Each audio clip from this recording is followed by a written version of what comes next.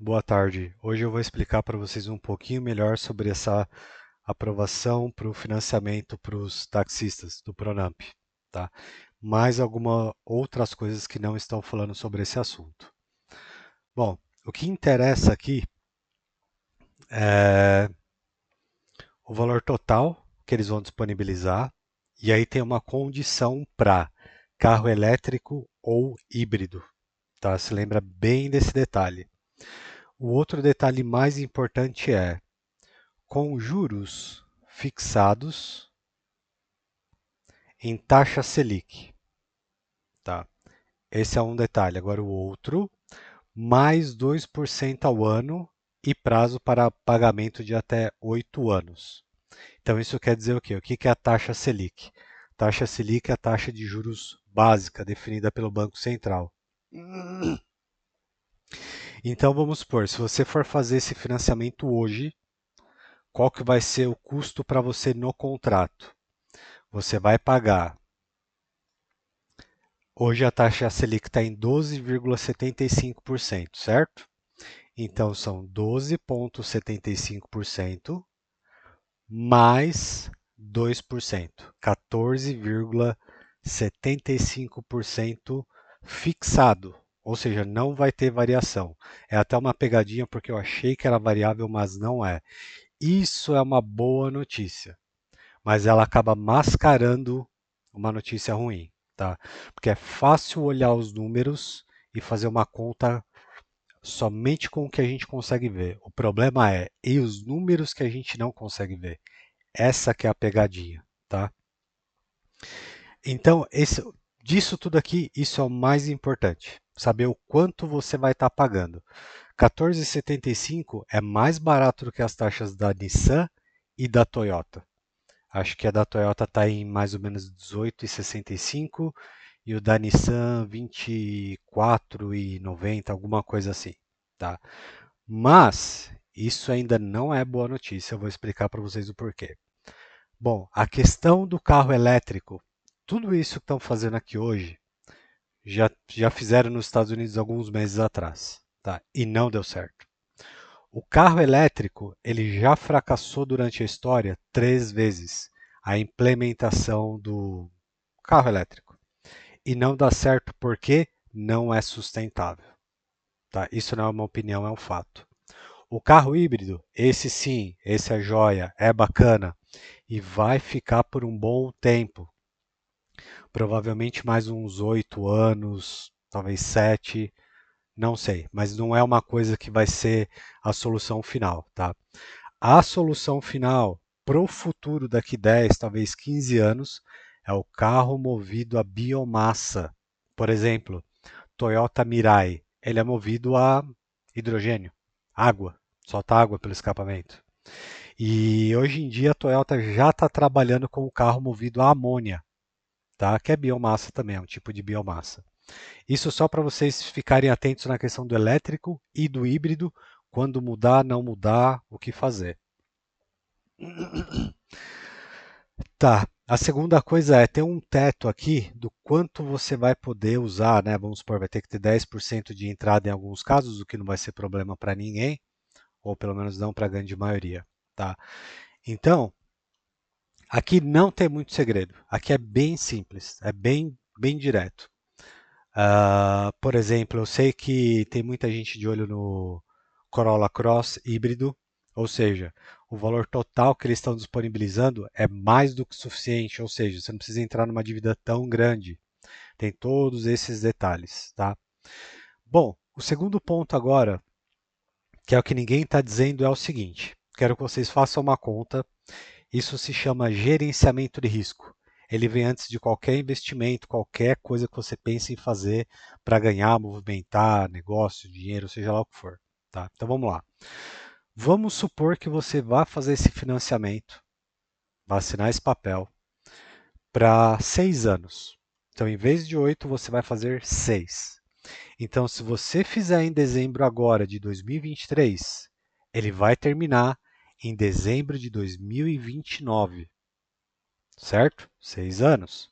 Ok. Nesses 6 anos, a taxa vai ser 12,75% de hoje, mais 2%. Então, ao ano é 14,75% multiplicado pelos 6 anos. Tá? Ou seja, você vai pagar 2 carros, sim, com certeza, sim. Ou perto disso, mas acho que até passa um pouquinho. Ah, então, agora a gente tem um problema do período. Então, se começa, vamos dizer, janeiro 24, terminaria em janeiro de 2030, para ficar mais simples. Você vai falar, ué, mas tranquilo, eu vou trabalhar e vou pagar. Essa conta, esse gerenciamento de risco que você está fazendo, é baseado somente nas coisas que você consegue ver, que é o quê? Acordar todo dia, abastecer o carro, trabalhar, pagar as contas de ok, certo? É o que todo mundo vem fazendo e é o natural da vida de todos. Porém, quando há um fator fora dos gráficos, fora dos números que a gente não consegue ver, é aí que a maioria das pessoas entra num problema que elas não conseguem sair. Isso já aconteceu em 2000, 2008, 2019 e vai acontecer de novo, tá? Só para vocês terem uma ideia, a maioria de vocês se lembram lá atrás, antes do Plano Real, um Uno custava 150 mil cruzados novos ou cruzeiros. E uma F1000, ela custava 350 mil cruzeiros cruzados. Naquela época, nós tínhamos uma hiperinflação.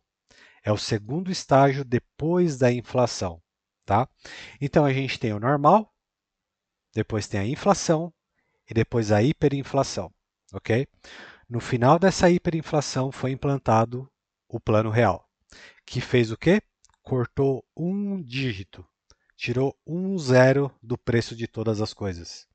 Então, o Uno que custava 150 mil cruzeiro passou a custar 15 mil reais. A F1000 que custava 350 mil cruzeiros ou cruzados passou a custar 35 mil reais. E engraçado que eu tenho a nota fiscal da minha caminhonete da época, de 1998 a 99, e ela saiu por 39 mil reais. E antes disso, provavelmente ela estava na casa dos 400 mil, 390 mil cruzeiros. Tá? Então, isso é o que a gente espera alcançar nos próximos anos, uma deflação. Tá? Então, vamos de novo. É bem simples, não é complicado. Economia normal, inflação, hiperinflação e a deflação, o que, que é? É a quebra desse ciclo. É quando o preço de todas as coisas começa a cair, esfarelar, desmanchar e voltarem a ser o que eles eram antes da inflação e da hiperinflação. É um reajuste de contas, vamos dizer assim. Tá? Então, o ponto disso qual que é? O que, que eu estou querendo trazer para vocês? Se você entrar numa dívida hoje de 2 anos, você tem como sair sem se queimar. 4, 6 e 8, você vai ficar numa situação muito ruim. Muito ruim. E agora o número que vocês devem estar pensando, fazendo a conta, o raciocínio lógico é quando? E quanto tempo eu tenho? A estimativa é, e eu fiz um vídeo documentário sobre isso em 2020, tá? Não é nada novo. Entre 2025, provavelmente meados de 2025, talvez o mais tardar no começo de 2026, vai haver uma quebra econômica global. Ela vai começar muito provavelmente diretamente ou por reflexo nos Estados Unidos e depois o mundo inteiro vai seguir. Tá? Então é inevitável, não há o que ser feito. E nessa quebra econômica, que é o fim de um ciclo, vai haver a deflação. O que, que isso quer dizer? Quer dizer que se você financiar um carro hoje que vai custar para você, com desconto, tudo, tá? Vamos dizer 150 mil reais, ok? Com a deflação, esse 150 mil ele vai provavelmente voltar para a casa dos 75, 80, que era um valor antes da pandemia. Ou talvez um pouco acima, não sei se vocês lembram, o Corolla antes custava, o Altis, 78 mil reais. O Jetta top de linha custava 80, 81 mil reais. Hoje os carros equivalentes ou os mesmos carros estão custando mais do que o dobro, perdão. 2,7, 2,8, alguns casos até 3, tá? Então, por exemplo, o Corolla Cross, acho que estava 220 mil, 230, e era para ser, você vê, 7, 14, 21. Ou seja, é muita coisa que subiu, né? Então, é, agora imagina você nessa situação, financiamento de 6 anos, então passou 2024, ok? 2025, vamos dizer que passou, mas não vai passar, muito difícil. Vai ser um período muito conturbado na história, ok? Mas vamos supor que 2 anos sem novidade, 2026 quebra tudo. Você vai estar pagando o financiamento de um carro, na verdade de dois, em 6 anos, e o valor desse carro vai cair para metade, mas a sua parcela não vai cair, você vai ter que continuar pagando. O custo das coisas vai diminuir, mas também a quantidade, o cash, o din-din que o povo vai ganhar também vai diminuir. Era igual na época do Plano Real, antes a pessoa ganhava lá por mês 80 mil cruzeiro, 100 mil cruzeiro, e depois veio o real e diminuiu tudo, ajustou tudo, ou seja, foi menos, baseado um valor próximo, mas menos, ok? Uma outra coisa, o que é a taxa de juros? O que é isso? O que faz isso? A taxa de juros é o custo do dinheiro. Então, o que acontece? Quando se tem uma economia descontrolada, quer dizer o quê? Tem muito mais pessoas comprando, buscando, do que a oferta do mercado para esses itens, a gente começa a ver a questão da inflação, certo? Por quê? Se tem mais gente comprando do que gente vendendo, o preço das coisas vai ficar mais caro. Então, a taxa de juros é um dos mecanismos para fazer isso ficar mais, por exemplo, desacelerar a economia, para as coisas voltarem no eixo e ficarem mais pareadas. Porém, não é só isso, tá? É tudo muito complexo, tem a ver com a questão da dívida interna do Brasil, rolagem de dívida, um monte de coisa, tá? Então, vamos focar só nisso por enquanto. Então a questão é, se você não tem saída e hoje você precisa comprar um carro de qualquer jeito, é inevitável. A dica que eu posso dar para você é: faça a menor dívida possível no menor período de tempo possível, ok?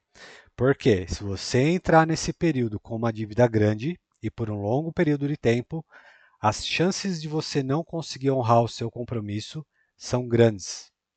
Ok? Então, o risco passa a ser maior do que a recompensa. Para tudo que nós formos fazer na nossa vida, se o risco é maior do que a recompensa, é um péssimo negócio. Tá? Então, vou dar um exemplo bem simples para vocês. Se eu tenho que apostar 1 para ter uma expectativa de ganho de 3, isso é um ótimo negócio no longo prazo. Tá? Quer dizer que eu posso perder uma, duas vezes, quando eu acerto 3. Então eu continuo para frente. É um bom modelo de negócio. Agora, quando a gente entra em 1 para 1, eu preciso apostar 1 para ganhar 1, não vale a pena. É 0 a 0, não serve, não adianta. Agora, se você entra no negócio que você tem que colocar 1 para ganhar -1 ou -2 ou -3, é um péssimo negócio e inevitavelmente você vai ter problemas no longo prazo, ok? Então, gente, um outro detalhe, tá? Vocês sabem, vocês estão acompanhando as notícias que as montadoras estão mandando o pessoal, os funcionários embora, tá tendo já um problema com quase todas elas, a Stellantis, a GM, a Volks, a Toyota também, enfim. O que vai acontecer com esse cenário, com a leitura desse cenário no médio, longo prazo? Médio, longo, vamos dizer assim, 6 meses, 12, 18 meses. Se os carros novos estão tendo a produção interrompida, o que vai acontecer com o preço dos carros usados? Eles vão continuar subindo um pouco. Vão. Muito provável, a não ser que algo mude na questão dos carros 0 km. Talvez um corte de preço, taxa zero, não sei. Então, se algo mudar, teremos um cenário diferente. Se o cenário de hoje continuar como está, então o preço dos carros usados vai continuar subindo por um período de tempo. E aí, qual que vai ser o denominador que vai acertar o valor dos carros no mercado? Isso a gente está falando só do valor dos carros, valor de mercado. Quando as montadoras voltarem a produzir os carros, vamos supor que seja após o momento da deflação. Tá? Então, acontece essa catástrofe, essa crise econômica, o preço das coisas começam a cair, e aí vamos supor que a Toyota chega e fala assim, bom, hoje o meu Corolla híbrido top de linha é 230 mil reais, só que devido a todas essas coisas e tal, piriri parará, nós vamos baixar o preço, vai ser gradativamente, muito provavelmente, tá? Talvez 3 ou 4 movimentos, não tenho certeza. Então de 230 ele vai passar a custar 110 mil, 120 mil. Então, o que vai acontecer automaticamente com o preço dos carros usados? Vai desintegrar. Desintegrar. A oferta de carros usados no mercado vai ser 5 ou 6 vezes maior do que a demanda. Tá? Então a gente vai ter lojistas que estão com o pátio cheio e vão quebrar. A gente tem as locadoras que hoje em dia só quem está comprando carro zero é a locadora. Tá? Assim, em uma ordem de volume que impacta o mercado, são as locadoras. Ah, também as prefeituras, o Estado, todos eles alugam das locadoras. Então eles não compram mais, eles alugam e quem compra é as locadoras. Então hoje os pátios das locadoras dos carros usados deles também estão cheios. Então, essa oferta vai ser insana. Vai ter muito carro usado despejado no mercado a preço de banana e o pessoal não vai estar comprando. Por quê? Todas as vezes na história da humanidade em que há deflação, o povo guarda o dinheiro embaixo do colchão. Vocês já ouviram essa história? Eles guardam dinheiro para esperar para poder fazer o melhor negócio. Ou seja, vai comprar um carro usado? Ok, mas vai comprar na melhor condição. Porque aí quem tem dinheiro na mão é rei. Você entende a jogada? Quem tiver no financiamento, tá lascado. Quem tiver dinheiro guardado, vai ser rei, vai poder fazer o melhor negócio. Por exemplo, hoje em dia um apartamento que você está olhando aí que você quer comprar, você gostaria? E hoje o valor nominal, que é o quanto o proprietário está pedindo, vamos supor 700 mil reais, tá? Só que o valor de mercado não é esse, porque não há comprador para esse tipo de imóvel a 700 mil reais. Tem ali para 600, 620, talvez 590, mas para 700 não tem. E o que vai acontecer no período da deflação? Vai voltar a valer o que valia antes, ou seja, algo perto da metade, talvez 360, 380, talvez 400, mas não 700 mil reais. Tá? Então, gente, pensem bem nessas coisas, façam as contas, ok? Pensa muito bem, porque depois que assinou o papel, não tem volta, tá? Então, só mais uma coisa, imagina que você comprou e você vai poder usufruir desse financiamento por 1 ou 2 anos. Depois, se você não tiver a condição de quitar, é que eu não sei como que é a questão do governo, porque o táxi é para o sustento, então talvez eles não vão poder tomar o carro, eu não sei como isso funciona. Mas enfim, dever para o governo não é uma coisa boa, a gente sabe por quê. Então, vamos supor que você vá lá e possa devolver o carro, ou tem alguma opção dessa, não sei. Você perdeu tudo que você tinha em 2 anos. O investimento que você fez, você perdeu. Então seria como se você tivesse alugado um carro para trabalhar. Tá? E isso tem acontecido já há muito tempo, já desde 2020. Porque tem pessoas que estão em financiamentos aí de 4, 5, 6 anos e que não vão conseguir honrar o financiamento deles. Tá? Infelizmente. Tá? Então, esse vídeo é para esclarecer algumas coisas do que a gente pode ver, o que não pode, para você fazer a sua conta, os seus cálculos, o seu gerenciamento de risco e encontrar a melhor saída para você. tá? Isso não é um conselho financeiro, eu não sou habilitado para dar aconselhamento financeiro para ninguém, não sou registrado, mas eu vivo de mercado financeiro já desde 2017, tá? Então, alguma coisinha eu sei, não sou um estranho às questões do mercado e da política, tá bom? Então é isso, gente. Boa sorte para vocês, tudo de bom. E se vocês tiverem qualquer dúvida, quiser trocar uma ideia, vocês sabem como me encontrar, tá joia? Um forte abraço, fiquem com Deus.